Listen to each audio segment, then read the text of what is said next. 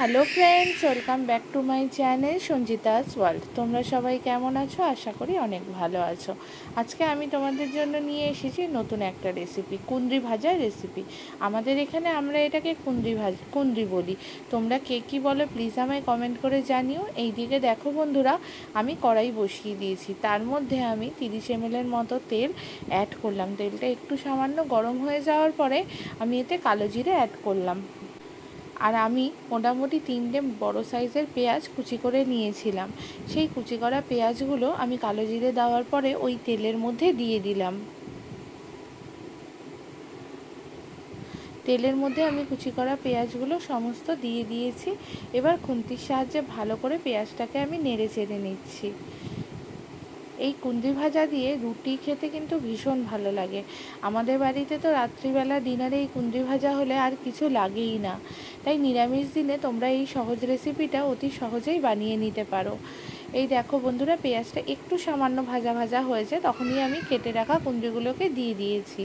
আমি এখানে একটা কুঁদরি যেরকম লম্বা হয় সেটাকে 4 ভাগ করেছি। তোমরা চাইলে 2 ভাগ করেও দিতে পারো, কিন্তু নরম হওয়ার জন্য 4 ভাগ করে যদি লম্বালম্বিভাবে কাটা হয় তাহলে কিন্তু খেতে বেশি ভালো লাগে। তাই সেইভাবেই আমি কেটেছি। এবার পেঁয়াজের সাথে ভালো করে কুঁদরিগুলোকে আমি মিশিয়ে নিচ্ছি।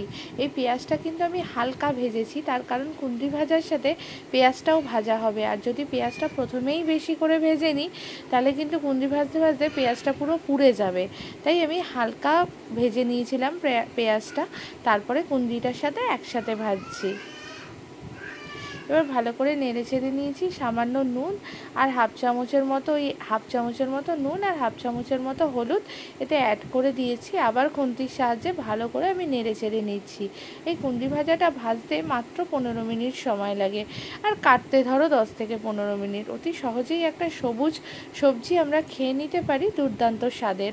এই জন্য বলছি বন্ধুরা, আমার কথা শুনে এই রান্নাটা একবার বাড়িতে রেঁধে দেখো। আশা করি তোমাদের বাড়িরও সবার ভালো লাগবে আর তোমাদেরও ভালো লাগবে। এখানে আমি 4টে কাঁচা লঙ্কা দিয়ে দিয়েছি। আমি একটু চেষ্টা করেছি লাল কাঁচা লঙ্কা দেওয়ার, কারণ কুঁদরিটা তো সবুজ। যদি সবুজ কাঁচা লঙ্কা দিই অনেক সময় মুখে পড়ে যাবে, খেয়াল না করতে পারলে তখন কিন্তু বীভৎস ঝাল লাগবে। তার জন্য তোমরাও চেষ্টা করবে একটু লাল কাঁচা লঙ্কা দেওয়ার। যাই হোক বন্ধুরা, আমি দেখো ঢেকে মোটামুটি 10 মিনিটের মতো ভেজে নিয়েছিলাম লো টু মিডিয়াম ফ্লেমেই এটা করতে হবে, যাতে কুঁদরিটা একদম নরম হয়ে যায়, একটু থিতিয়েও যায়। এরপরে আমি সামান্য পরিমাণে চিনি স্বাদ অনুযায়ী ব্যবহার করেছি। কেমন হয়েছে দেখো বন্ধুরা, কেমন লাগলো তোমাদের ভিডিওটা প্লিজ আমায় কমেন্ট করে জানিও। আর নতুন ভিডিওর অপেক্ষায় থেকো, আর এই ভিডিওটাকে লাইক সাবস্ক্রাইব করে দিও প্লিজ।